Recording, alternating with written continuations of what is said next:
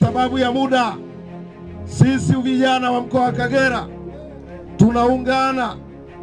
na maelekezo ya Mheshimiwa Rais na mwenyekiti wa chama chetu ya kupiga marufuku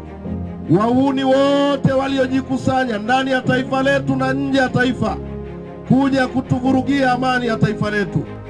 Mheshimiwa mwenyekiti, maandiko yanasema mpumbavu ajibiwe kadri ya upumbavu wake. Sisi vijana wa CCM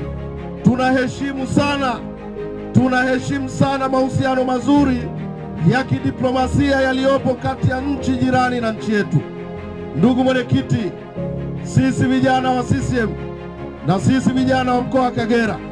tunaomba tuseme tu kwamba kwa haya yanayoendelea